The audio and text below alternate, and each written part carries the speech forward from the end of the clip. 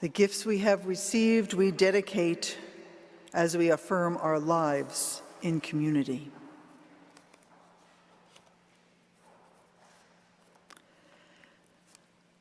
This morning's reading reminded us that even in the most trying times, there is a growing edge of life, hope shining somewhere in the gloom. It may be but a sliver. You might think your eyes are playing tricks on you, or that it is some optical disturbance or signs of a cataract, as I know. Yet there it is. And we dare not ignore the possibility that remains despite all. When you consider the word perseverance, which is the title of the sermon today, maybe you find your thoughts drifting over to the heroes of old who faced dangers of all kinds and made their way through to victory. Or maybe you think about people in history, your own personal history or the history of our country, who faced great odds and kept going despite failures to end in success. But this morning I'm thinking a little closer to home, where and how perseverance has a role in our lives. For perseverance is an essential virtue that gets us through difficult days. It allows us to flourish despite it all, to walk in beauty, to meet each other and build relationships that are nurturing, sustaining, creative, and rooted. Margaret Wheatley, or Meg Wheatley, as she is publicly known, is a writer, teacher, community worker, consultant, speaker, and advisor. Acting in these roles since the mid-1960s, she remains convinced that even now, in the face of so many challenging situations, all of us, those who lead and those who follow, must learn how to tap into and use our inherent generosity, creativity, and the community we build to bring about the change we need to repair the broken web, to build the world we dream about. She wrote that perseverance is a choice. It is not a simple one-time choice, it's a daily one. There's never a final decision. Our first yes, filled with energy and enthusiasm, brought us here. But that hopeful, enthusiastic yes is of no use as the waters rise and the turbulence increases. By the time we are surrounded by obstacles and opposition, by aggression and mean-spiritedness, our initial choice has no meaning, if we can even remember that optimistic moment. This is how it should be, she writes. Having to make a choice every day keeps us alert and present. We ask ourselves questions, sometimes over and over. Do I have the resources, internal and external, to keep going? Can I deal with what is right in front of me right now? Do I have any patience left? Is there a way through this mess? These critical questions require a momentary pause, a little reflection. Rather than just striking out or being reactive to a bad day, we offer ourselves the freedom to choose. Do I continue or do I give up? Even a brief pause creates the space for freedom, the freedom of choice. We are not trapped by circumstances or fatigue. We give ourselves a moment to look as clearly as we can at the current situation, and we make a conscious choice every day. We persevere. This is that growing edge Thurman spoke of. Pausing and choosing to persevere is the extra breath from the exhausted lung.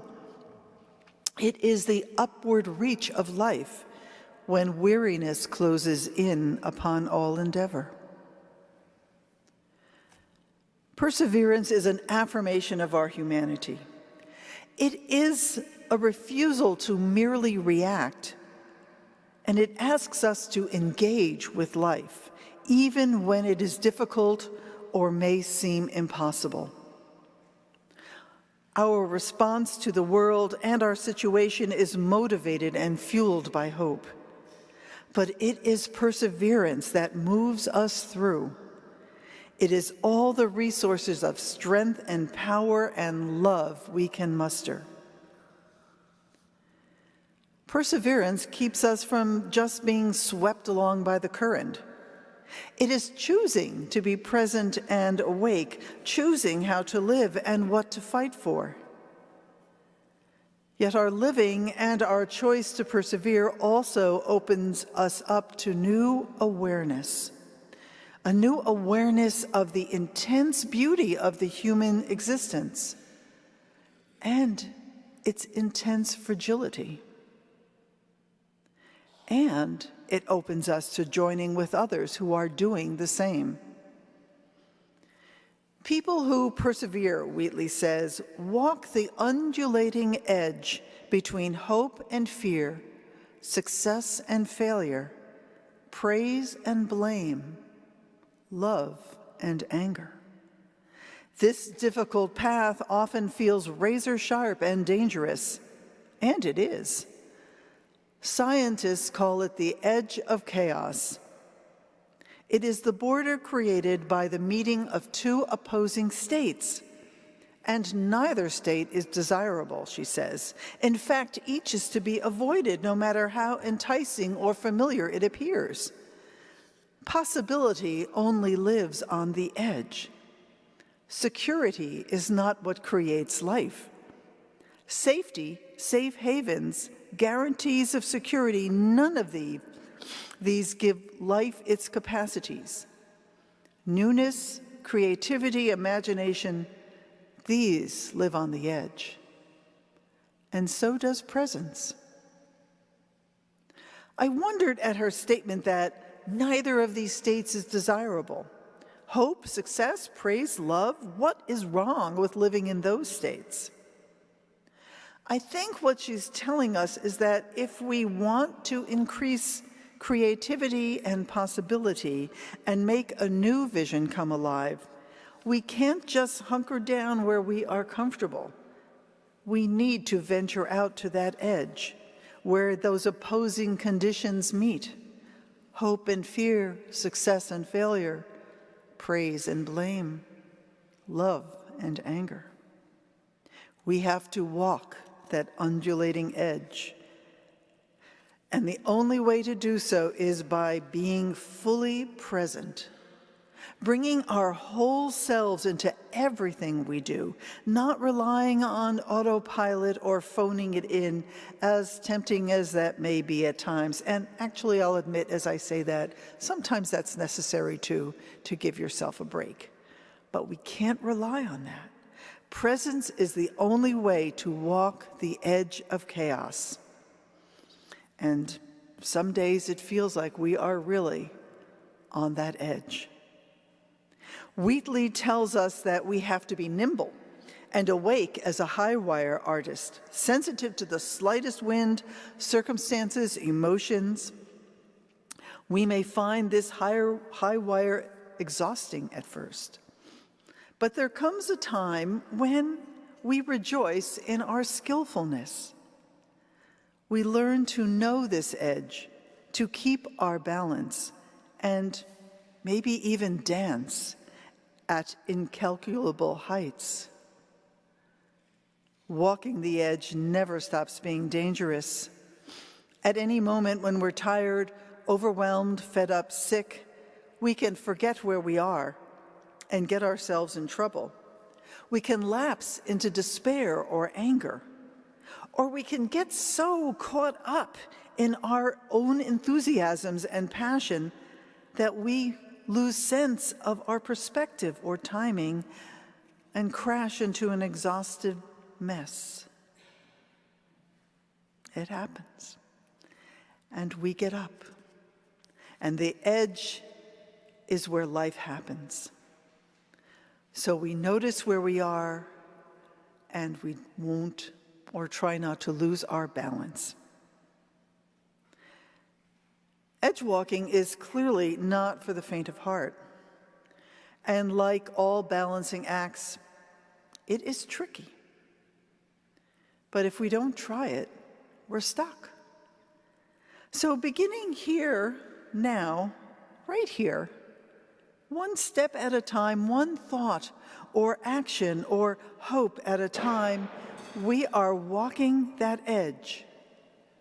We do the good we can, not trying to fix the whole broken system, but find a part that we can change, mend the peace we have, even if we know other parts are fraying. Perseverance. In this walking on the edge, we need to be alert and mindful and keep our balance, so we need to center ourselves and be flexible. Find a perspective that can let us do that edge walking. We use the tools we have, meditation or prayer or exercise or getting out in the beauty of nature or daily mindfulness practices or having time for creating art or time for music or dance or singing, observing and taking in some bit of senseless beauty or some bit of very ordered beauty, whatever it is, wherever we may find it. A museum exhibition of human creativity or the leafy green branches of a tree or the song of a bird in the city's din. That's the perspective we need to keep our balance. We need to see beyond the frustrations that too often take center stage, to not get stuck on the failures, big and small, that have dented our optimism. We have this choice. When everything is not exactly to our liking, if it hasn't worked out the way you expected or planned, you have a choice. You can shrug your shoulders, dust off your hands, and walk away. Or you can persevere. Now, to persevere is not to bully ahead with a myopic or intransigent agenda. It is not to force a desired outcome that remains unlikely or impossible in a given situation. Perseverance requires more than just doggedness. As a spiritual and moral practice, perseverance requires self-awareness, where humility allows us to check our perceptions, our feelings, and the whole of the situation, and see if indeed we are on the right path. To persevere may mean changing plans and adjusting in creative ways as we go, with that growing edge in sight, keeping our balance, encountering and engaging the fullness of life along the way, at the edge of chaos. This is that extra breath, the one more thing to try before giving up. It is our choice and our chance to persevere in the face of so many options and challenges. It is our choice to hang in there and not give up. This can take every ounce of energy we may have stored up in our reserves, and still our hopes and plans may come to naught. Then what? Our saving grace is perseverance's partner, resilience. Resilience is the ability to work with adversity so that we come through it better for the experience and are at the very least unharmed, not totally free of scrapes or scars, but still essentially whole in mind and spirit. Resilience comes from deep inside each of us. It is nurtured and honed as we move through life. When we truly love ourselves, our imperfect, vulnerable, beautiful selves, we are more resilient. But more than that, resilience comes from community, from the relationships we build with one another, friends, family, co-workers, neighbors, fellow congregants.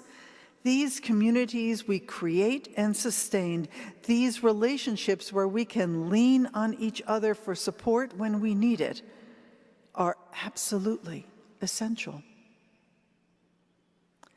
And I think you know this, but it always bears repeating. Many of you, maybe most of you, maybe all of you are here now because we need that kind of community.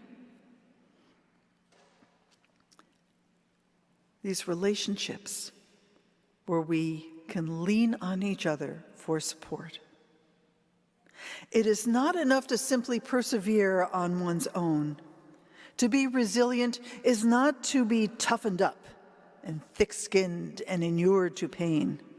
This is not a Nietzschean "what does not kill me makes me strong" idea.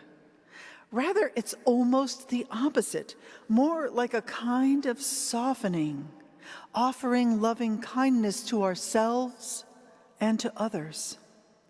It's the ability to keep going despite deep disappointments, because we know or believe that our actions in themselves are generating more hope and more love for ourselves and for others. Resilience is the practice of mindfulness and compassion every day, not just when you're sitting in meditation. It is a selfless act and a self-strengthening one, but it is also a true tendering of the heart. Turning back to the words of James Baldwin, whose life embodied perseverance and resilience, the piece from which our responsive reading was taken also offered this. One discovers the light in the darkness, Baldwin wrote. That is what darkness is for. But everything in our lives depends on how we bear the light. It is necessary, while in darkness, to know that there is a light somewhere, to know that in oneself, waiting to be found, there is a light.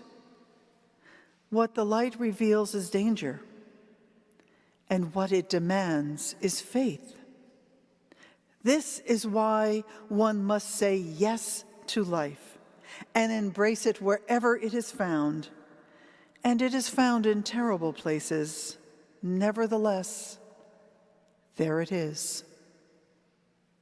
What Baldwin offers us is a spiritual practice for our times to harbor hope in the face of discouragement, to persevere even when our energies are taxed and there's no sure sign of success and the way is unclear. And then to be resilient in the face of life's difficulties or failure. There's a tenacity of spirit we embrace in these moments, to embrace all that makes life worth living, even in the face of overwhelming odds. And to remember, perhaps most importantly, that you are not alone. You are not alone. And we have chosen to say yes to life and to love.